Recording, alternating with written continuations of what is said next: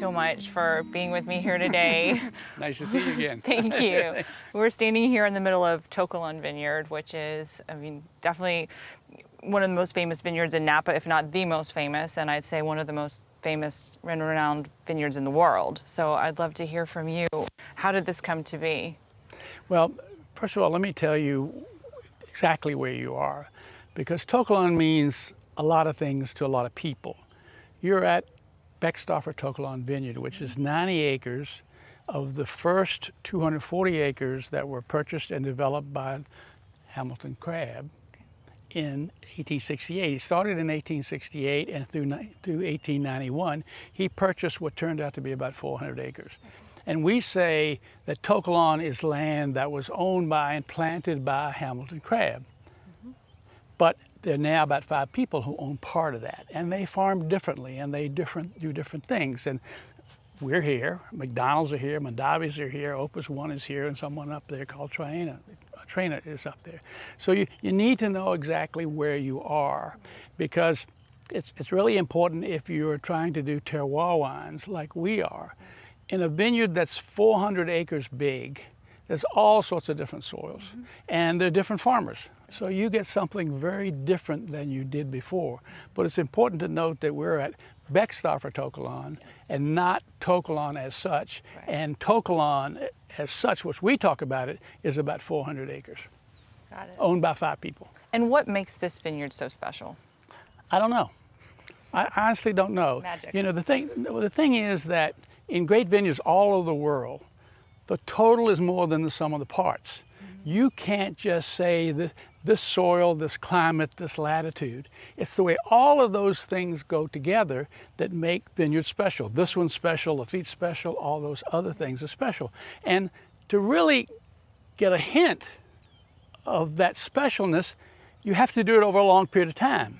So when we started buying vineyards way back when, and remember we started out as a farming company, farming 3,000 acres up and down the valley, we began to know where the great vineyards were, up and down, and we always wanted to be in the Cabernet business. Right. Because I came here with Inglenook and Beaulieu, which were Cabernet houses under the tutelage of André Chelyshev, so we wanted Cabernet. So we have 6 what we call heritage vineyards. They're all planted in the 19th century and forever have produced some of the best black grapes produced in Napa Valley.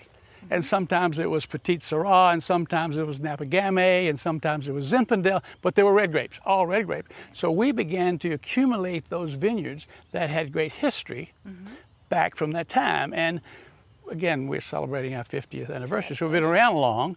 And so that we bought most of these vineyards before the real change happened in the Napa Valley. Right. And let me explain that just a little bit. Cabernet Sauvignon is a French Bordeaux grape. And up until about 2000, the Napa Valley marketed itself as the Bordelais do. In other words, it was BV Private Reserve, and it was Mondavi Private Reserve, or Inglenook Private, something like that. And what happened in the 1980s was that the wine writers began to say, Napa Cabernet is like vanilla and chocolate, because all the winemakers were blending to basically the same consumer taste. And so it comes out, I call them like Ken and Barbie dolls. They're perfect, they try to be perfect.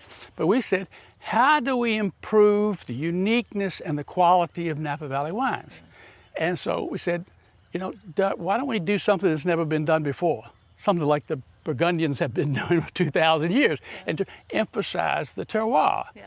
And so then about 1980, this is in 1988, we got hit with phylloxera. Prior to phylloxera, it was all the same rootstock and the same clone of Cabernet. But after the phylloxera hit, the vineyardists and the winery people in Napa Valley decided to plant multiple clones of Cabernet, multiple rootstocks, different vine spacing, everything, and we produced a much more unique grape that allowed itself to be shown in a particular terroir. With that, I can remember back in like late 1980s, we said we want to go to do what we considered at that time single site expressions, and the wine writers would say, that'd be too one-dimensional, you can't do that. So we said, well, we'll plant different clones in the same vineyard. And as we were speaking a little bit ago, people in those days were planting the 5 Bordeaux varietals. Right. Cabernet, Merlot, Petit Verdot. And I remember a conversation with Andre Chelyshev who said, diversify, but diversify with clones of Cabernet, not with different varieties, but different clones of Cabernet. And that's what we did to again get complexity, personality in a vineyard, but still show that same terroir.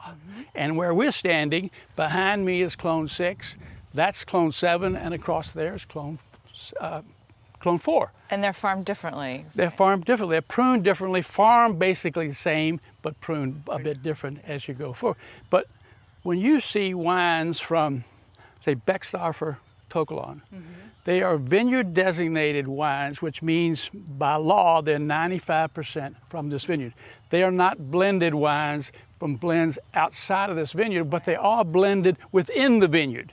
In other words, you'll get a wine that's a blend of clone 7 and clone 6 and clone 4, but all showing that same terroir and all going along with what is now just the dominant way the Napa Valley shows itself. It used to be the Bordeaux way, but after 2000, we all shifted to the Burgundian way. So if you look at a list of the best wines, 80% of them are going to be vineyard designated, showing a particular terroir. So what you got to do is find the best terroirs, and we went about that based on long-term growing of grapes, which the best evidence we could find. I see. Yeah. And what do you look for in a vineyard? I mean, can you just walk in a vineyard and know that it has a great potential, or does it take time? Takes time. Takes time. But then once you get it going, you look for uniformity. If you could look around this vineyard, you'll see the trunk side is all basically the same. If you look at the cordon pruning or this, it's great uniformity up and down that cordon. So we pick these grapes. Sometimes we pick on 2 different days, but basically we pick the same day. And so let's say we're shooting for 26-degree barley. We don't want it to be 24 and 28 to average 26. We want it to be 25.8 to 26.2. Yes. Really tight and uniform, and pick it that way. And again, you've got major differences here because this side of the vine gets more heat than that side of the vine gets heat. So we'll shade one side, or we'll leave more leaves on one side to cool it. We call it woolly. We'll have a woolly west side to farm it that way. Yeah. So you own all the greatest sites in Napa Valley. Do you have people knocking at your door all the time trying to buy fruit from you? There's a list. There's a list of people who want from all the heritage vineyards. And so lots of people ask, how do you make the decision who you sell to? And we make it based on mainly 1, but 2. 1 is who's the winemaker. As I said before, great vineyards produce great wine. And people say vineyards make wine. Vineyards don't make wine. Winemakers make wine. You have to have great grapes to do it. But we first of all look at who the winemaker is, and then we look at who's the owner or in charge to make sure they understand what business we're in. These are very expensive grapes, make very expensive wine. It's all about quality. It's all about quality. And if they're not into that, and that's expensive, then it just doesn't work. It just doesn't work. But there are winemakers who you would know, and you still know. Some of them are promising winemakers, and we try to get them in. But you get in with 2 tons and things like that because we want to see what they can do with this fruit and just keep that going. But what there is for these vineyards, there's a line. Yeah. And so of those vineyards, Toque Cologne, Dr. Cream, George III, do you have like a description that you use where you're like, this is how this vineyard tastes in the glass? I'll leave that up to you. Okay. I mean, I'll leave that up again to the experts. I mean, your palate is so much better than mine and things like that. But what we do is there are 2 wineries here who make wine from all 6 of our heritage vineyards. So it's the same farmer and the same winemaker, and we line them up and taste them. Okay. Boy, you can tell. I can tell the difference. Everybody can tell the difference, and you can see what happens in that because it's all about terroir. It's all about terroir. So I can tell the difference now between at least a couple of them, back and forth. But I'm not going to tell you. I mean, you should do that, and you can tell your people. Yeah. I mean, again, there's people with. I mean, the winemakers here, they're tasting grapes when they're 2 weeks old, and saying what's going to happen. You can't do that. I mean, and everybody, we all do the chemistry now, but all these winemakers pick on taste. Yes. I mean, and that's science and it's an art, and so I better leave it to them. So I'm curious because you mentioned, your vineyards are known as the heritage sites, and I think in any other, or in many other wine regions, those would be Grand Cru vineyards. So do you think that Napa should have a classification system? I don't think you can do that in America. And I think, we started out promoting the Napa Valley. Yeah. And then we started out promoting Rutherford and Oakville, St. Helena, and Canaris. And now we've peeled that onion to the point that you want a particular vineyard. You want Dr. Crane, or you want Toque Cologne, or you want some, and so that's the classification system. That's the classification system. It isn't some governmental body Yes. that says this is the class. And even with regard to Toque Cologne or Oakville, I mean, not Toque Cologne, but Rutherford or Oakville, they're political determinations. And I went through all those hearings, and they're supposed to be just geographical in name, but politics gets in it. Always. But on this place, it is a particular place. It is farmed by a particular farmer in a certain way. So that's your insurance that you go get the same thing every year. Now, if you don't like mint, you don't like Martha's Vineyard, Heights Martha's Vineyard, then you're never going to like it. But you know what you're going to get every time. Yes. And that's what you get here. Got yeah, it. yeah. So this is your 50th year farming. Congratulations. So, after 50 years, do you still get, stressed or anxious, before harvest or during harvest, or are you just, No, every year. We're looking here. We're in, the 26th of February, yes, no rain. Feels like the middle of summer, but yeah, yes. and I'm anxious for the March Miracle, to see what happens in March Miracle, and then I'm anxious to see what the frost will be next. Right. But it's fun every year. Okay. I mean, it's just every year you come up here and just see what's happening. Yeah. You just see what's happening, yeah. And it's fun, that's fun. So you're from Richmond, Virginia. Yeah. Tell me, how did you get from Richmond to being the most famous grower in all of Napa Valley? Well, I'm sure I'm from Richmond. I don't know about the other part. But the thing is that I came out here with a corporation buying vineyards, buying companies. And we bought Beaulieu Vineyard and we bought United Vintners, which was Italian Swiss Colony in Inglenook.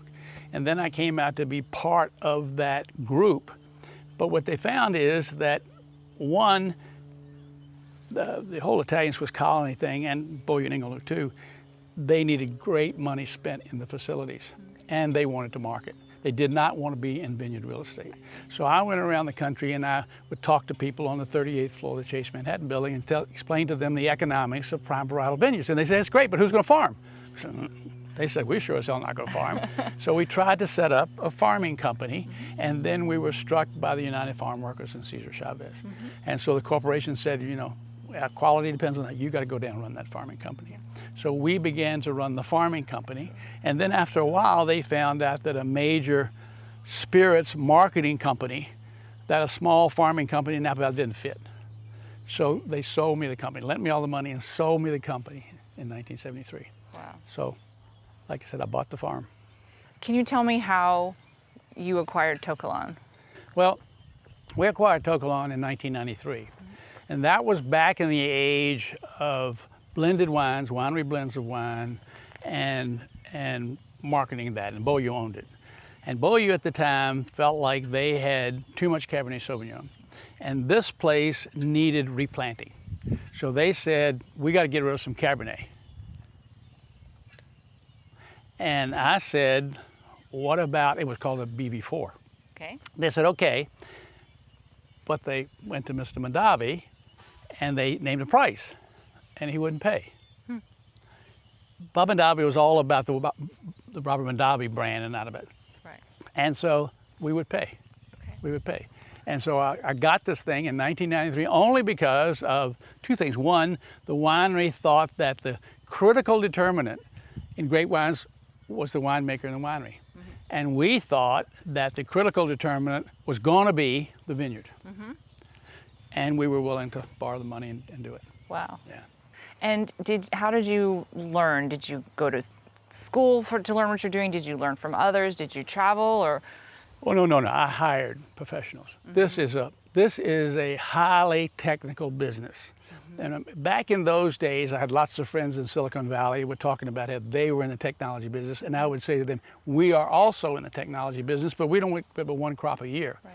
But right now, farming for us in Napa Valley are 4 college-trained viticulturists. Some have been here 10, 15, 20 years, and the same thing in Lake and Mendocino County. Now, I've been around long enough to ask questions, but we got here where we are in the Napa Valley on the back of technology, and not that technology didn't come from guys from Richmond, Virginia, have an MBA. It came from guys who went to St. Louis Obispo or Davis or Fresno State or something. But what we did is we had the vision. Right. This is where we want to go, and this is the kind of land we want to buy. Right. But once we buy that, then they begin to run the show. I see. And they're the ones that deal technically with the winemakers. Right. You know, technically with the winemakers. We say we don't let the winemakers tell us how to grow grapes, and we don't tell them how to make wine. But there's a great ongoing conversation with that. A couple of that guys are winemakers. They're viticulturists, but they can make wine too. Right. So it's a great communication here. It's a great communication. But I rely on the professionals. Got it. So I know you also have invested in Lake County. Yeah. So I'm curious, what is it about Lake County that appeals to you? It's the best Cabernet Sauvignon growing region I've ever seen in my life. Really? It is. We went up there after we finished replanting here for Phylloxera in 1995. We thought we would go to our vineyards in Mendocino County and Phylloxera would come there. It didn't. But we wanted to grow Cabernet Sauvignon, and none of us wanted to go to the Central Coast or anything like that, just different things that don't go Cabernet. So we went looking in Lake County. We don't plant in the vineyards here because you get these alluvial fans and you can't get uniformity. But there in the Red Hills, which looks like Tuscany, all the ground was blown on by the eruption of Mount Knakta. So it is so uniform and it's so deep and so full of pebbles and obsidian, you can't do it. We farm here at about 200 feet above sea level. There we start at 2,000 in rolling hills. And it's amazing, you know, it's been 20 years we've been up there. Yeah.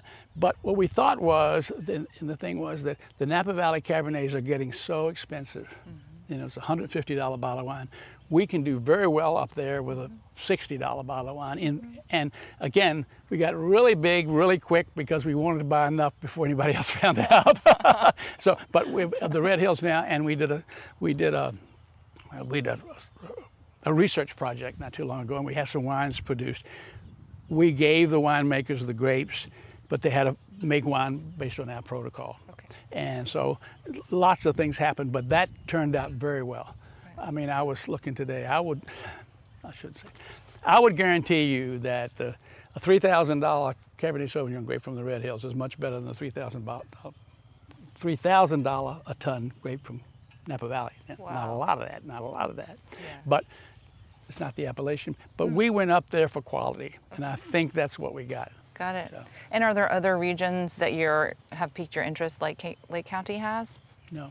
Okay. No. Well, that speaks very highly to what you think about it. Yeah. Well, when we started out, we were in Mendocino here, and we grow lots and lots of Chardonnay in Mendocino.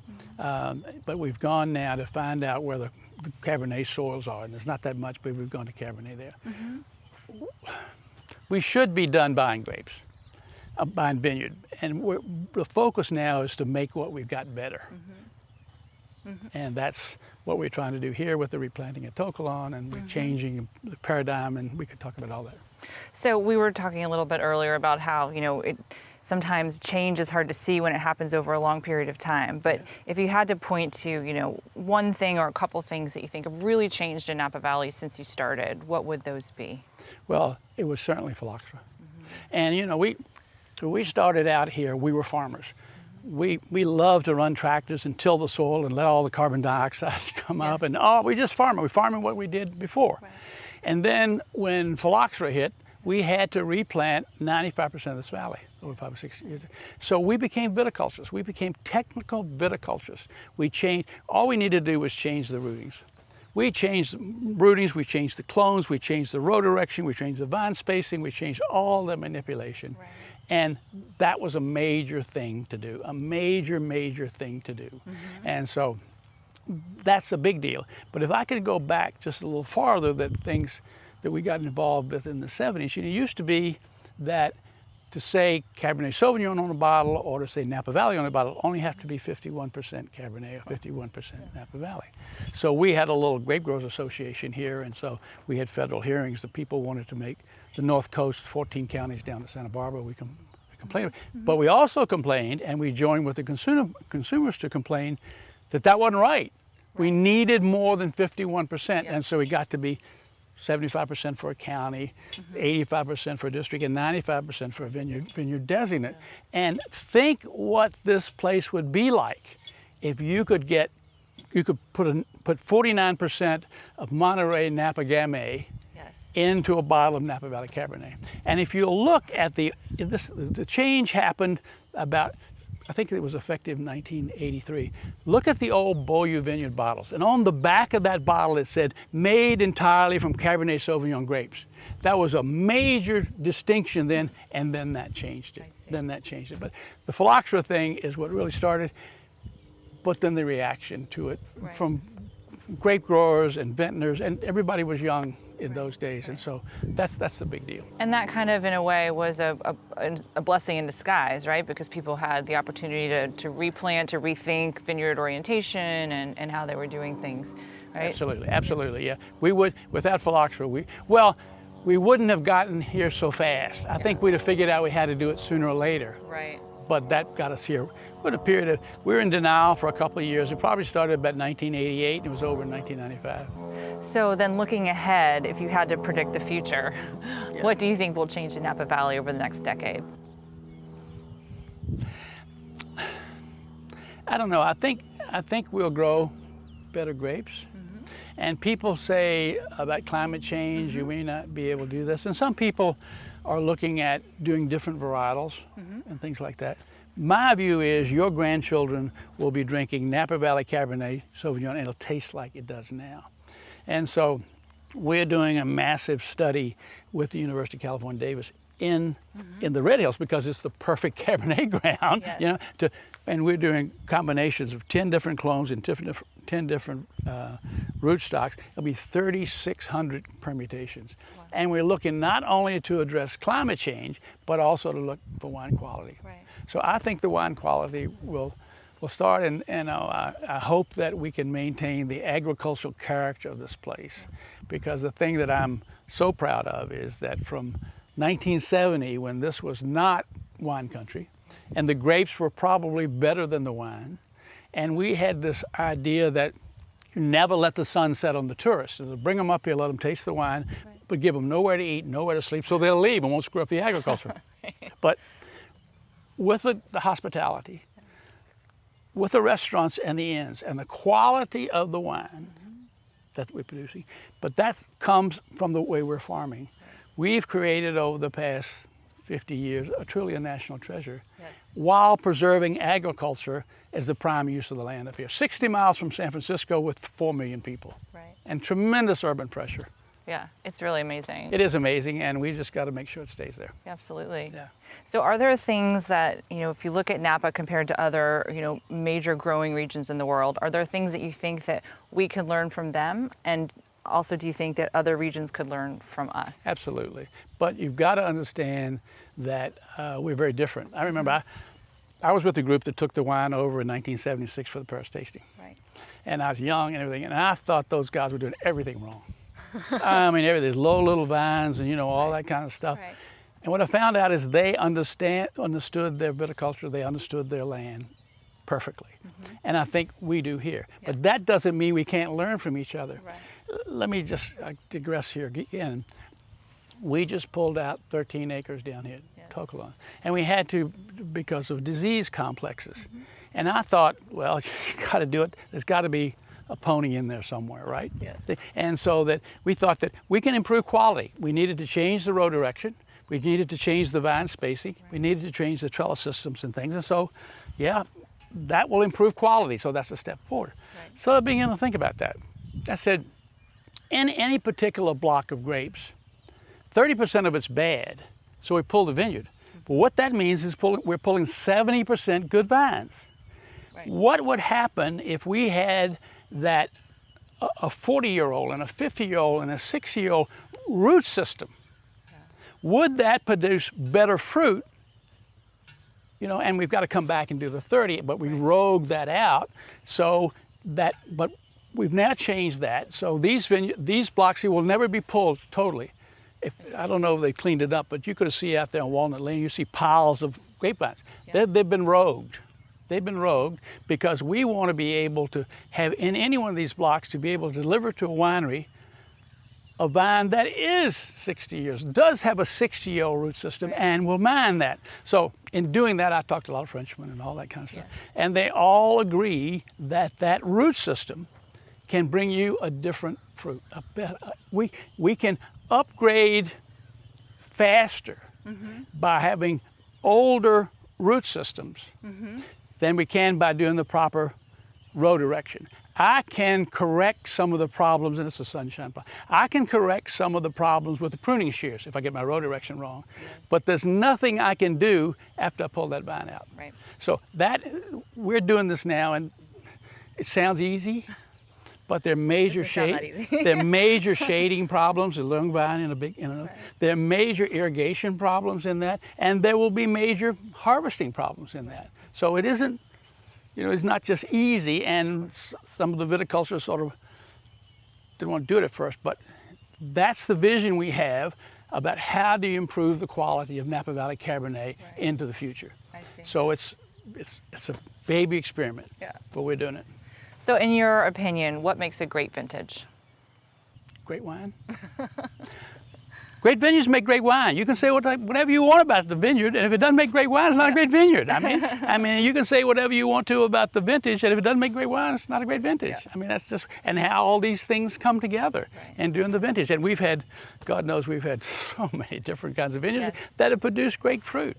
Right. Great fruit, and then you come along like some years, I won't pick the years, it is great, it's great, then all of a sudden the wine writer is saying, it's not standing the test of time, Yeah. In my view, a great region, and a great vineyard too, has to do two things. The wines have to, one, complement food and not compete with it, and stand the test of time. Yes. So you gotta wait a while. Yeah. You just gotta wait a while to see what happens about that. And some great vintages, 97 and all, they were just so great at the time, and they're saying they're not. So is it a great vintage or not? Who knows? Right. We that's something we talk about at Wine Access too. Is sometimes these vintages that get all the great press right away, as you're saying, maybe don't stand the test of time. But also some of these vintages that don't get the great press, you taste them, 20 years later, and they're just singing. They're great. Yeah. I can remember 1968 was a fantastic vintage year, and 1970 was a great vintage year, and 69 was in between.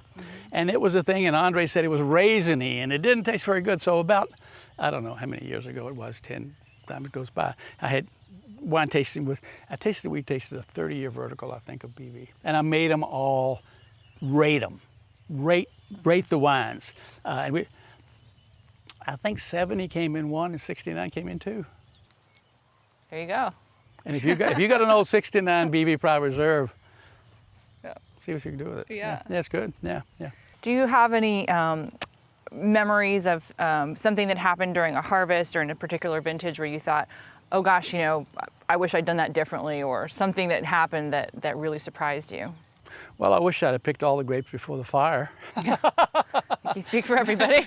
I mean, just, it's agriculture, it's nature, and you do all the technology, and you pay attention to the detail, and you communicate with everybody, and then you do what you can do. And if it turns out bad after you've done that, it's agriculture. What you can do, that's all you do. And you wish that you had pushed the technology a little faster, but maybe we weren't ready. I don't know. I don't know. But I'm happy enough. You mentioned earlier how wine should be able to pair with food, to be served at the table. So what do you like to pair Napa Cabernet with? Well, I'll eat Cabernet. I'll drink Cabernet, anything's red, with salmon or whatever. I have a little problem with the high alcohol in some of my wines, and I'd like to get that down. Yes. But that requires a nice piece of meat or something like that. But I'll drink Cabernet, and there's a whole group of Cabernets you can have here that I'll eat it with just about anything. If I can find some red in it, I can eat it. Do you like to drink wines from other wine regions as well, or are you really a Napa Cab drinker? Well, I do, but I don't. I so much Napa Cab, but I certainly drink from Lake County and Chardonnays and things from Mendocino, and not in public, but I'll also drink French wine. Yeah. I try not to do that in public. Secret is safe with us. Okay, Yeah. yeah. But it's nice. I mean, it's some wonderful wines, some wonderful wines. I have a friend in Italy that traded me some Brunellos. Yes, Wow, they beautiful. were really great. And some Yeah. Burgundies. And I think I probably stick more to Napa Valley Cabernets, Right. but in other varietals I'll branch out. Got it. So we mentioned this is a big year because it's 50 years of farming, but you also have a big birthday. So how are you going to celebrate? I'm going to try to forget about the birthday. That's just a number. But we're going to celebrate the 50 years. Yeah, and also, you know, it's kind of neat. It's my 60th wedding anniversary. Now, Such a big year. Congratulations. that's a big year. It's a big year.